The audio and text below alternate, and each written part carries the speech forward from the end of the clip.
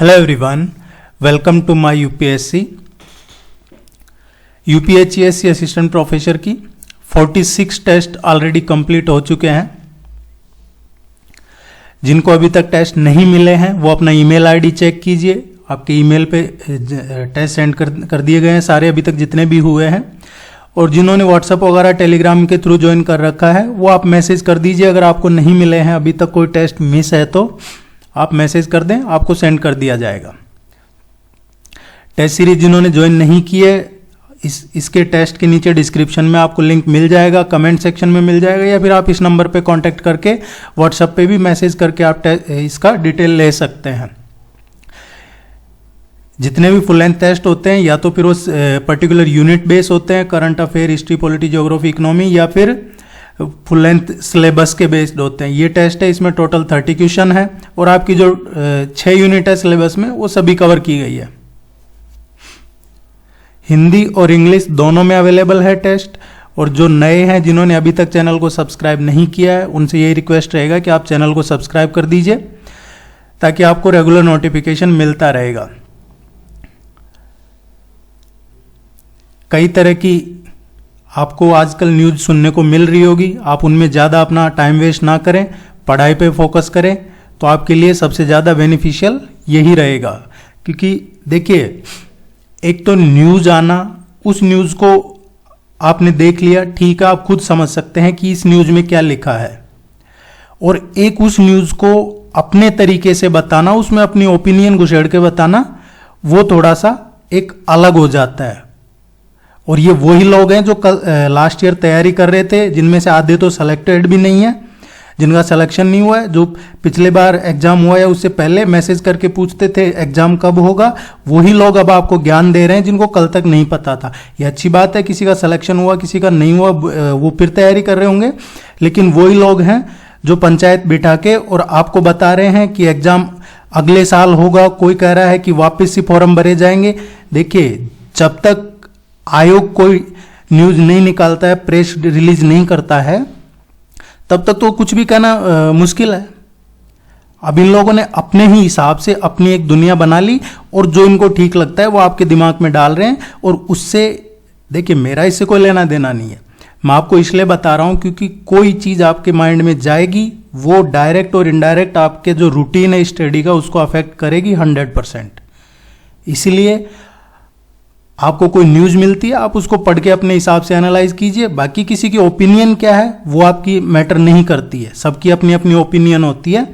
Exam में आपको opinion नहीं बनानी है किसी की, एग्जाम के लिए आपको तैयारी करनी है और जो एक्चुअल न्यूज़ है वो ही माननी है।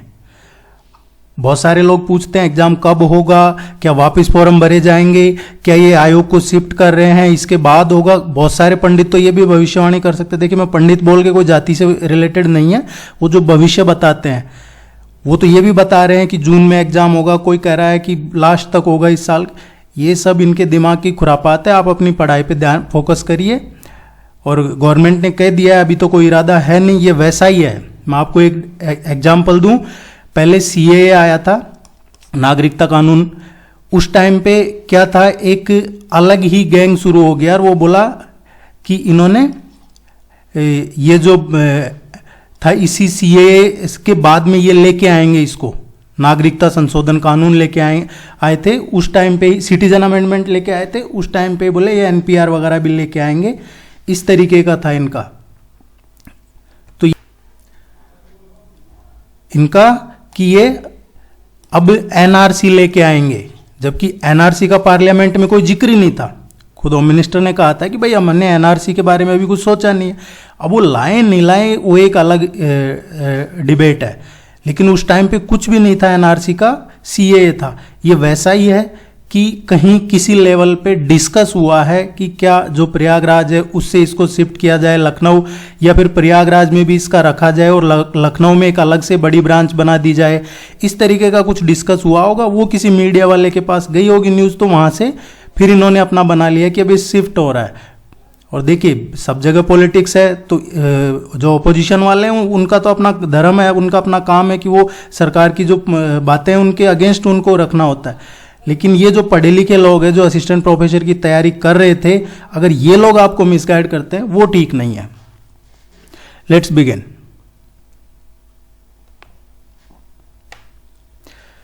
Which one of the following pairs is correctly matched? Plimsoll line, international load line. Correct पूछा गया है, सही कौन सा है इनमें से? Durand line, India Myanmar. Red clip line, India Pakistan. McMahon line, India and Nepal. देखिए, ये जो क्वेश्चन है इसका करेक्ट आंसर आएगा, ये जो प्लिमसोल लाइन है, वैसे रेड क्लिप लाइन इसका आंसर आएगा सी, लेकिन इसमें थोड़ा सा कुछ गड़बड़ है इसका ऑप्शन में। ये जो प्लिमसोल लाइन है ये अभी चर्चा में है, इसी को देख के क्वेश्चन करवाया था। वैसे तो ये इस तरीके का होता है, जो ये जो शिप वगैरह जहाज वगैरह जाते हैं इन पे एक मार्क होता है, लोडिंग मार्क, उसको ये बोला जाता है प्लिमसोल लाइन। जो मर्चेंट शिप है उन पे मार्किंग होता है, हल बोला जाता है, हल्स बोला जाता है, उसको प्लिमसोल लाइन या प्लिमसोल मार्क बोला जाता है। इस तरीके से कितना लोड है क्या है ये भी चर्चा में था, इस बेस पे करवाया गया है क्वेश्चन। इसमें थोड़ा सा ऑप्शन में मिसमैच हो गया, उसको ठीक कर देंगे। The official data on employment unemployment is released by. ये जो ऑफिशियल डेटा आता है एम्प्लॉयमेंट और अनएम्प्लॉयमेंट का, ये कौन रिलीज करता है? ऑफिशियल डेटा है, ये रिलीज किया जाता है जो मिनिस्ट्री ऑफ स्टैटिस्टिकल और प्रोग्राम इम्प्लीमेंटेशन है। सी इसका करेक्ट आंसर आएगा। ये देखिए, ये जो रिलीज किया जाता है डेटा, ये पीरियोडिक लेबर फोर्स सर्वे है। पीरियोडिक लेबर फोर्स सर्वे होता है, उसके आधार पे किया जाता है। और इसकी जो अभी एनुअल लेटेस्ट रिपोर्ट आई है इस सर्वे की, ये आई है जो 2020 से और 2021 की आई है, जुलाई 2020 से और जून 2021 तक की ये रिपोर्ट आई है। इसको आप जरूर ध्यान में रखिएगा। इस रिपोर्ट की चर्चा क्यों हो रही है? क्योंकि इसमें है जो बताया गया है कि जो ईपीएफओ सब्सक्राइबर है, जो एम्प्लॉयमेंट प्रोविडेंट फंड होता है, जो जॉब वगैरह में या पेंशन से रिलेटेड जो ईपीएफ होता है, उनका पीएफ अकाउंट आपने सुना होगा, तो उसमें बताया गया है कि last year 1.7 million, last year थे 1.2 मिलियन, वो अब 1.7 मिलियन हो गए हैं। तो ईपीएफओ बढ़ा है। गवर्नमेंट बार बार इसी को बेस बनाती है कि रोजगार बढ़ रहा है, एम्प्लॉयमेंट बढ़ रहा है। ये गवर्नमेंट एम्प्लॉय से रिलेटेड हो या प्राइवेट से या पीएसयू से, लेकिन ईपीएफओ को बेस बना के ही गवर्नमेंट ने कहा है कि पिछले साल अप्रैल मई में 1.2 मिलियन था ईपीएफओ सब्सक्राइबर, अब 1.7 मिलियन हो गया है। तो इसका मतलब इतने ज़्यादा लोगों ने और ईपीएफओ में सब्सक्राइब किया, तो इनको कहीं ना कुछ रोजगार मिला होगा। ये इंपॉर्टेंट है, आप इसका जरूर ध्यान में रखिएगा। Tanchoi Jangla Bomkai seen in news recently यार, ये जो चर्चा में है अभी, ये क्या है? ये एक्चुअली अभी भी चल रहा है जब हम इसको डिस्कस कर रहे हैं। ये शुरू हुआ था 3 जैन से और ये चलेगा 17 जनवरी तक, 3 से और 17 जनवरी तक चलेगा। ये हैंडलूम हाट है 2023। इसका नाम दिया गया है विरासत। क्या नाम दिया है इसका? विरासत। ये ध्यान रखिएगा। इनडायरेक्टली आपसे ये भी पूछा जा सकता है कि अभी रिसेंटली सेलिब्रेट किया गया है 75th ये विरासत, ये किससे रिलेटेड? इसका सेकंड फेज था एक्चुअली ये विरासत का, जो ये 75वां आज़ादी का अमृत महोत्सव है, उसी में ये सेलिब्रेट किए जा रहे हैं।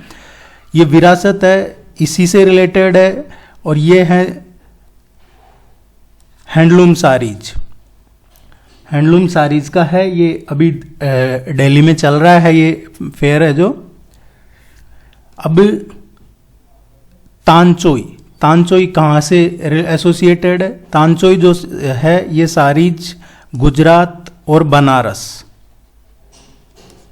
दूसरा जांगला, आप जांगला को सुन के कंफ्यूज मत हो जाइएगा, क्योंकि जांगला है पंजाब में एक जगह है, कहीं उसको लेके कहीं पंजाब वगैरह, क्योंकि इस क्वेश्चन को किसी भी तरीके से पूछा जा सकता है आपसे। ये जांगला है, ये बनारस का फेमस है, ये सब हैंडलूम साड़ीज है। तीसरा जो बोमकाई है, ये बोमकाई किसके कहाँ का है? बोमकाई है ये गंजाम डिस्ट्रिक्ट। गंजाम डिस्ट्रिक्ट कहाँ पे है? ओडिशा में। गंजाम डिस्ट्रिक्ट ओडिशा का है, ये फेमस है। तो ये तीनों का आप जरूर ध्यान में रखिएगा। गंजाम डिस्ट्रिक्ट का हमने ज्योग्राफी में भी काफ़ी इम्पोर्टेंस है, आप इसको जरूर पढ़िएगा। अगर आपने ज्योग्राफी के वीडियोज नहीं देखे हैं तो आप जरूर देखिएगा। जो ऋषिकुल्या रिवर है, ऋषिकुल्या रिवर, ये ऋषिकुल्या रिवर यही है गंजाम डिस्ट्रिक्ट ओडिशा में। ये फेमस है पूरे वर्ल्ड में, किस लिए? ओलिव रिडली टर्टल्स, जो समुद्री कछुए हैं उनका जो एनुअल मास नेस्टिंग होता है उसके लिए ये फेमस है। Ganjam district, Rushikulya river. इस क्वेश्चन का करेक्ट आंसर है सी।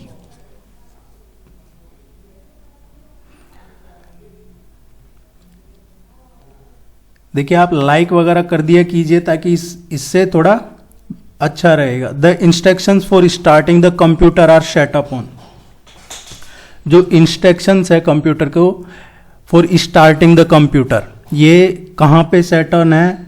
ये रीड ओनली मेमोरी चिप। इससे रिलेटेड एक क्वेश्चन पहले भी करवाया जा चुका है। इस तरीके का एक क्वेश्चन आपके एग्जाम में पूछा जाता है किसी ना किसी शिफ्ट में। ऐसा नहीं है कि आपके ही आए, किसी भी शिफ्ट में पूछा जा सकता है। India wins freedom was written by, ये बुक किसने लिखी है? मॉडर्न हिस्ट्री का इंडियन नेशनल मूवमेंट जो आपके सिलेबस में, उससे रिलेटेड क्वेश्चन है ये। देखिए ये बुक है इंडिया विंस फ्रीडम। इसमें क्या किससे रिलेटेड है? ये जो पार्टीशन हुआ है, देश का विभाजन, उससे रिलेटेड है, उसके बारे में लिखा गया है। इसमें इंडिया ने कैसे फ्रीडम और लिबर्टी अचीव किया वो लिखा है। उसके इनमें इनके पर्सनल एक्सपीरियंस है इस बुक में। और ये रहे हैं देश के जो पहले मिनिस्टर ऑफ एजुकेशन थे, वो भी थे ये। इन्होंने ये बुक लिखी है, जिनको हम जानते हैं मौलाना अबुल कलाम आज़ाद। किसने लिखी है ये? अबुल कलाम गुलाम मोइनुद्दीन अहमद बिन खैरुद्दीन अल हुसैन आज़ाद, ये इनका पूरा नाम है, आप ध्यान रखिए।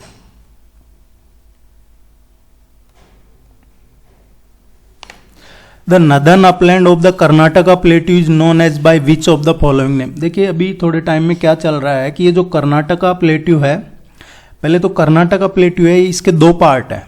कर्नाटका प्लेट्यू डिवाइड है दो पार्ट में, एक है मलनाड और दूसरा है मैदान। मलनाड और मैदान, ये दो पार्ट है। देखिए जो मलनाड है ये कन्नड़ वर्ड है, मलनाड कन्नड़ वर्ड है, और इसका मीनिंग क्या होता है? हिली रीजन, पहाड़ी एरिया है, उसको कन्नड़ में मलनाड बोलते हैं। तो ये दो पार्ट है, ये ग्रेनाइट और जेनेसिस रॉक्स का बना हुआ है। अब ये चर्चा में क्यों है? क्योंकि यहाँ पे कुछ टाइम से है जो थोड़ा सा फियर है किस चीज़ का? एक तो ट्रेमर्स और दूसरा अर्थक्वेक्स। ये यहाँ पे थोड़ा देखा गया है, और ये इसलिए है क्योंकि जो डेक्कन प्लेट्यू है उसी का पार्ट है। डेक्कन प्लेट्यू को सेफ माना जाता है, लेकिन अभी थोड़ा सा साइंटिस्ट वगैरह जियोलॉजिस्ट है, उन्होंने यहाँ कंसर्न जाहिर की है, इसलिए ये क्वेश्चन आपको करवाया जा रहा है, चर्चा में है। अब इसको किस नाम से जाना जाता है? ये दोनों ही इसके पार्ट हैं, लेकिन इसमें जैसा पूछा गया है नदर्न अपलैंड को, जो इसका नदर्न अपलैंड है इसको मलनाड बोला जाता है। बी इसका करेक्ट आंसर है।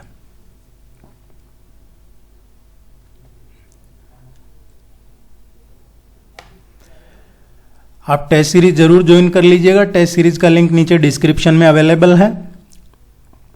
IEDSS स्टैंड्स फॉर, ये IEDSS क्या है?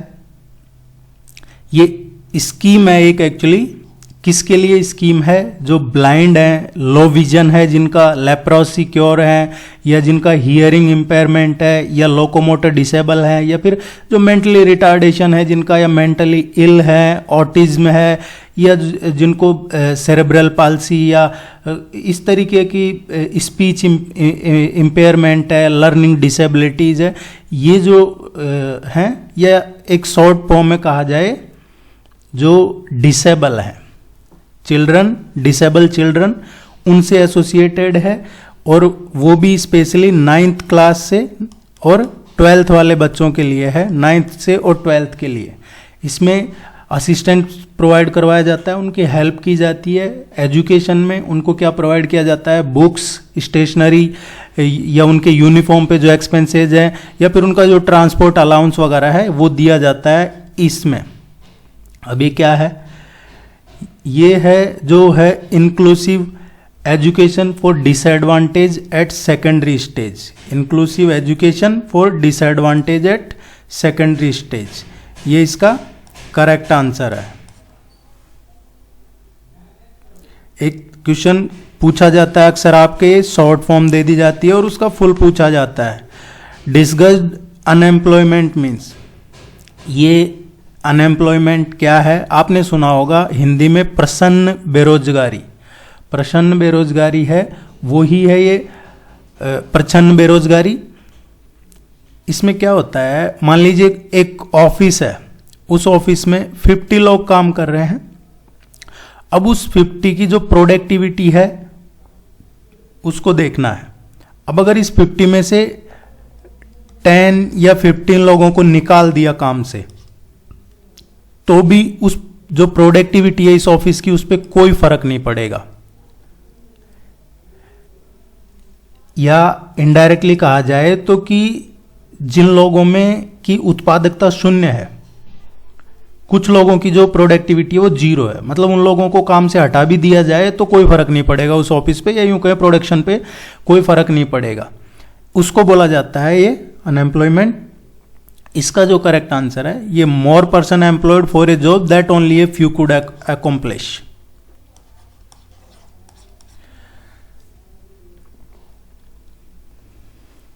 आपकी कोई भी क्वेरी है आप जरूर पूछिए, किसी भी टॉपिक पे या एग्जाम से रिलेटेड पढ़ाई में कुछ इश्यू आ रहे हैं, कोई सब्जेक्ट समझ में नहीं आ रहा है, कैसे क्या पढ़ना है, आप जरूर डिस्कस कीजिए, यही इंपॉर्टेंट है, बाकी चीज़ें नहीं है। और देखिए जो यूपीएचईएससी की तैयारी कर रहे हैं उनके लिए गोल्डन अपॉर्चुनिटी है, उसका भी डिटेल में जब मुझे थोड़ा टाइम मिलेगा मैं बता दूंगा। मध्य प्रदेश से असिस्टेंट प्रोफेसर की अराउंड 1500 प्लस वैकेंसीज आ रही है, और ये लगभग 85% सिलेबस सेम है। मैं आपके सब्जेक्ट पेपर की बात कर रहा हूँ, जीएस पेपर की नहीं। और दूसरा हरियाणा पीएससी से आ रही है, और तीसरा राजस्थान पीएससी से, आरपीएससी से आ रही है।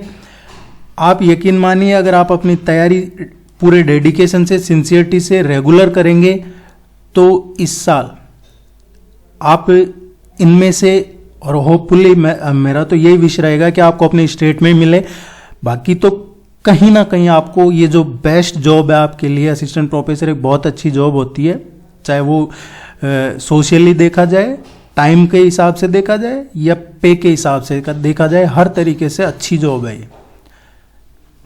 एक सिविल सर्वेंट से ज़्यादा सैलरी होती है असिस्टेंट प्रोफेसर की।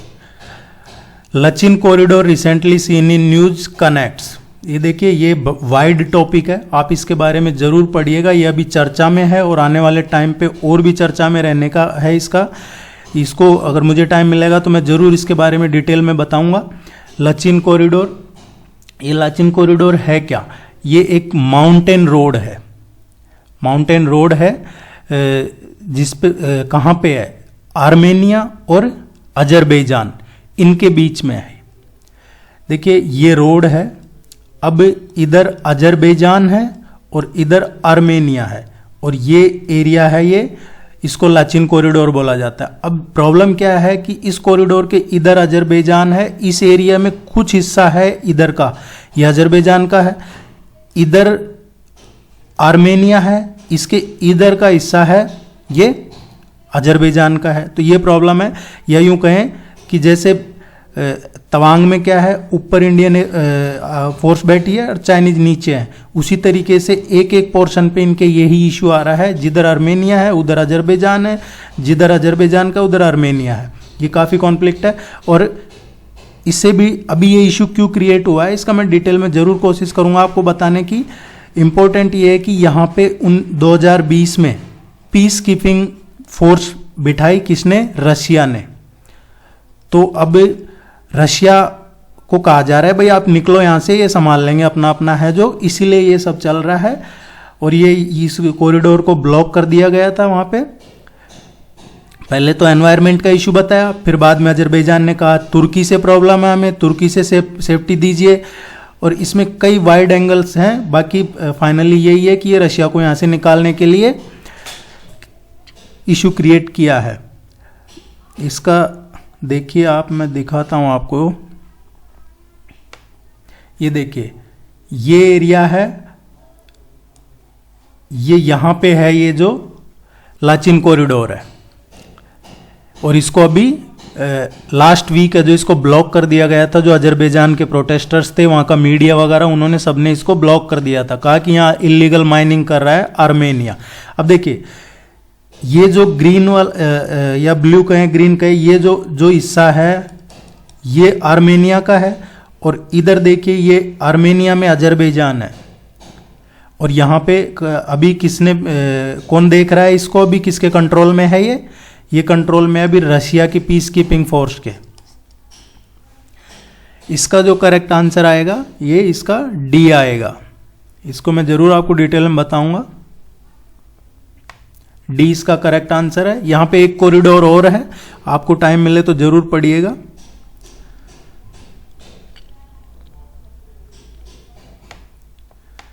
BIND scheme recently seen in news is related to. ये जो स्कीम है, ये काम वैसे तो बहुत टाइम पहले कर देना चाहिए था, लेकिन चलो कोई ना, अभी सही। गवर्नमेंट ने ये स्कीम आपसे एग्जाम में जरूर पूछी जाएगी किसी ना किसी शिफ्ट के पेपर में, आप इसको जरूर ध्यान रखिएगा। ये है ब्रॉडकास्टिंग इंफ्रास्ट्रक्चर। इसकी जो फुल फॉर्म है बिंद, ये एक्चुअली क्या है, broadcasting infrastructure and network development. Broadcasting infrastructure and network development, ये आपने नाम सुना होगा। दूरदर्शन का नाम सुना होगा, प्रसार भारती कहें, दूरदर्शन कहें, ऑल इंडिया रेडियो। ये जो ऑल इंडिया रेडियो है या फिर दूरदर्शन है, प्रसार भारती है, इनके डेवलपमेंट के लिए अभी अप्रूव किया है कैबिनेट ने।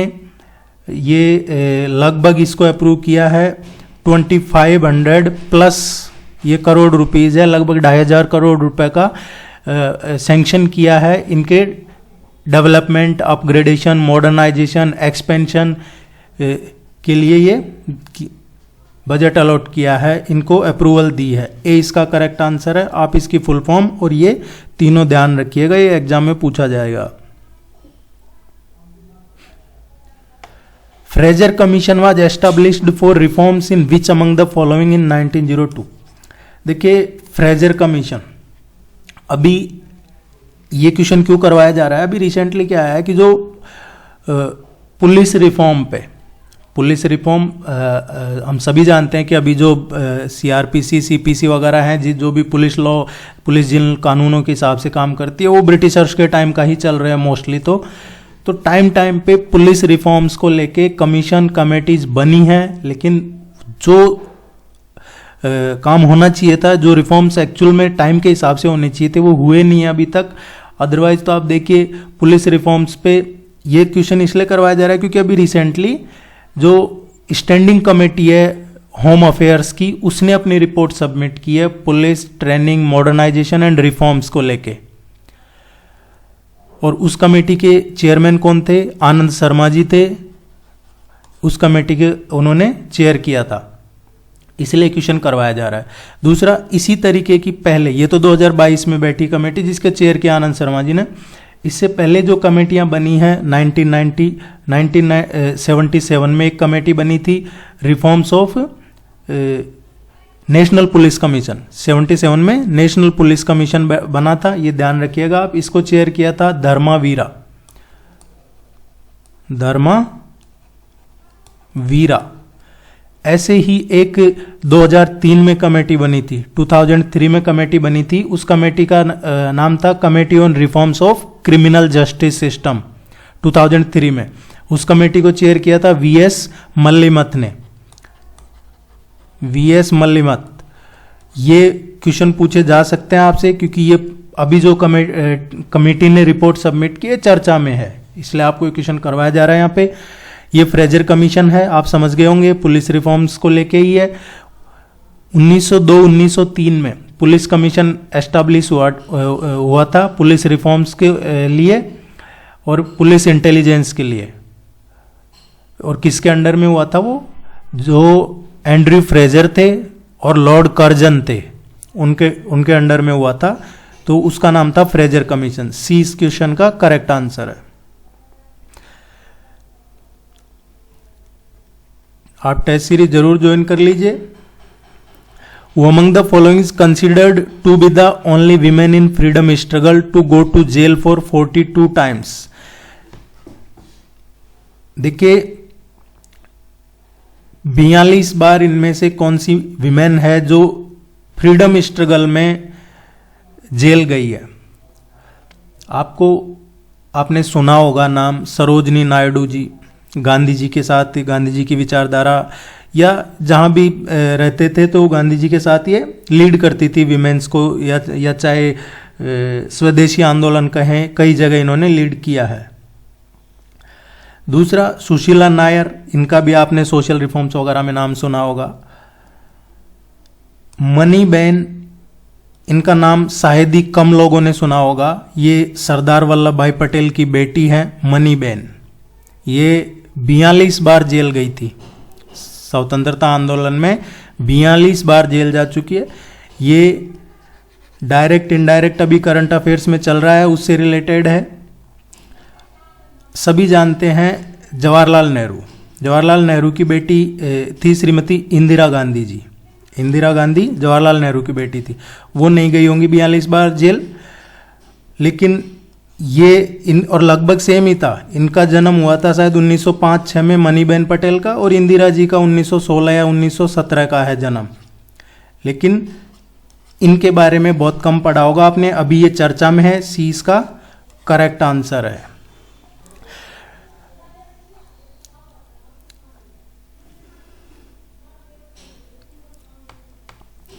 Okay, all the very best, good luck, thank you very much. कोई क्वेरी है कमेंट सेक्शन में पूछ लीजिएगा, या टेस्ट सीरीज ज्वाइन कर लीजिए। आपको ये पूरे टेस्ट पीडीएफ मॉक टेस्ट का लिंक वगैरह मिल जाता है। और भी कोई डाउट है, जिन्होंने टेस्ट सीरीज ज्वाइन कर रखी है व्हाट्सअप वगैरह के, उनको नहीं मिले हैं तो प्लीज़ आप मैसेज जरूर कर दीजिए। अगर कोई रह गया हो तो मेरी रिक्वेस्ट है, हम उसको सेंड कर देंगे। Thank you.